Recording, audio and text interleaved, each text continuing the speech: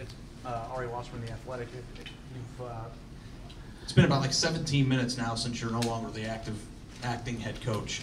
I was wondering, getting through these first 3 games, getting a win like this, what did it mean to you personally, and of course the signature win going back to normal on Monday? Yeah, I really haven't thought about that, more about this team and what they just went through. Getting through this game, the way that it went down. We knew there was going to be ebbs and flows in a game like this. We talked about how everything's not going to go perfect.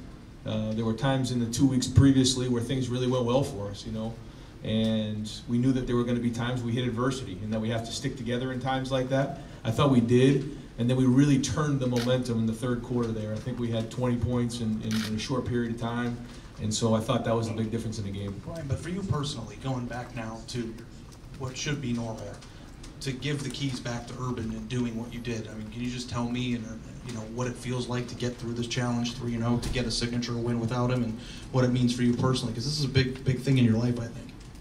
I appreciate you saying that, but we're just so excited to get Coach back next week, and obviously the culture that he's built here is amazing, and the foundation that he's built here, and that's what got us through these first 3 games and through preseason, and the players that have been recruited here and the coaches that are here have kept this thing going, and so just humbled to be part of such a great tradition. I mean, even being here today and seeing all the Ohio State people who are here that traveled to Dallas for this game was amazing. Walking out, I looked around, I couldn't believe all the people traveled. So again, just honored to be part of it.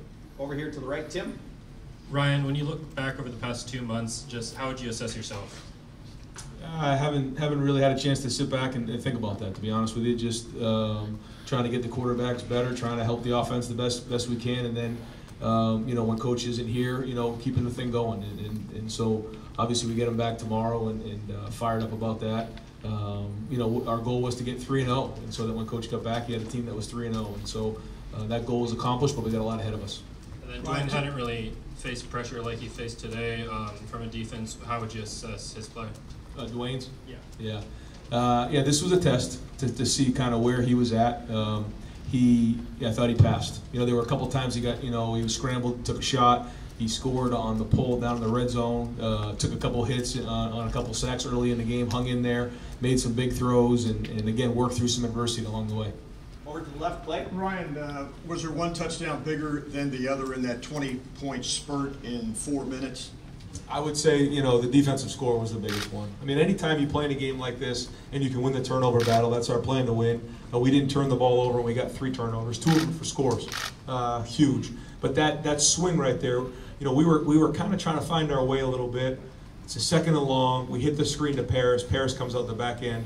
We get the turnover by Draymond, get the ball back, and then hit the ball for KJ. So it went fast right there, and that's when the game, I think, turned. Do you have any update on Nick Bosa? I don't. Right? They're evaluating what's going on. Yeah. Over to the right here, Rob. Ryan, coaches like to say, over here, coaches like to say players need to make plays. How much comfort do you take, even in the 3 games that you coach, that you have so many weapons, and a guy like Draymond, these guys can just make plays for you? Yeah, it goes to the talent level and the guys that have been recruited here. And this is not something that happens overnight. Coach Meyer and the whole staff have worked for years to recruit the type of player that comes here. And we do. We have a ton of playmakers. On defense, the guys rushing the pass, the guys in the back end making plays. To get defensive scores like that's huge. The guys on offense, we have a lot of weapons. So very talented team that it took a lot of hard work to put together. Front row left, Austin. Ryan, I'm sure that you all were as surprised as we were to see Austin Mack put so many balls on the ground. Did you guys have to say something? Did you consider taking him out of the game at any point? How do you manage a situation like that where it was so uncharacteristic for him? Yeah, I mean, Austin's usually a reliable guy, and the big thing we talked about going into the game was that, you heard the guys talk about it, that this was going to be a fight. And then when you go into a fight, sometimes you get hit. And when you get hit, you can't flinch. And so we didn't flinch. We kept putting Austin back in there. And then he dropped one, and then he came back and he made a catch. Then he made another catch. And so we believe in our guys. We know what we see every day in practice. We trust that, some days, guys are going to maybe put one on the ground. We don't like that, but we believe in our guys. And when things don't go well, we got to stick together. Over here to the back, Steve. Coach Steve Hellwagon with Bucknuts 24/7. You've been around football a long time, and this team has some big aspirations this season, ranked pretty highly and everything. Just how important and what kind of growth do you think this team will get out of being in a situation down 8 points in the third quarter? It's going to come up again at some point. How will this serve them going forward, this test? It gives you some precedence moving forward. You know, you can always go back on this and show that when things don't go well, we can stick together. That when we hit adversity, we can work our way through it. You know, and that's always a question. You know, when you go up against somebody like TCU, a really well-coached team, really talented team. I think that's a really good team we just played. And, you know, we get in a tough spot where we're down. How are you going to respond? And you really don't know that. You practice every day. You think you know how you're going to respond. But to see how the guys respond today gives us something to look back on. Ryan Timray, Columbus Dispatch. We finally see Dwayne Haskins Jr. keep on an option. Is there more of that to come, do you think? I mean, just what was your feel for that call at that moment?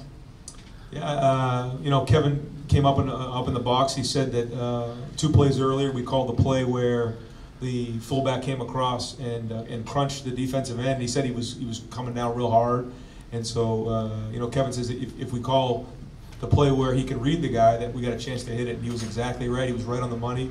The timing was right, and so he pulled it. He read it, and then Rashad came around and led the way. Big play in the game, and you know, Dwayne you know, can beat you with his feet. You know, and that's a part of his game. You know, it's not the biggest part of his game, but it is part of his game. We got time for 2 more for Coach over here. Bill, to the left. Ryan, I know you have a lot of talent at receiver, but KJ Hill had that toe tap catch on the sideline to that touchdown late. Just what does he bring to your passing offense with his skill set? Reliability, a guy who is going to be where you expect him to be. He catches the ball, runs really good routes.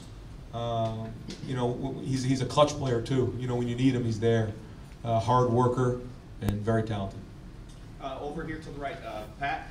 Ryan, Pat 40 from Yahoo Sports. I'm just wondering how much pressure you felt being thrust into this position, and now if you're coming out the back end, do you feel relief? I do feel a little bit of relief right now after that game, and you know, the past few weeks. But I got so much help from these players and from the coaching staff. Kevin Wilson and Greg Schiano. What Greg Schiano's done for me in the last month is something I'll never forget.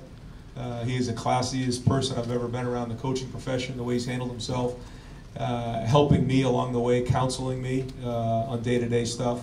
And then just the way that, you know, the defense played today, I couldn't have been happier for him and that defense. So, yeah, a little bit of relief, but still got a long way to go here. And finally, last question for Coach Doug. Ryan, will you consider retiring with an undefeated record? Sure. Coach, thank you very much.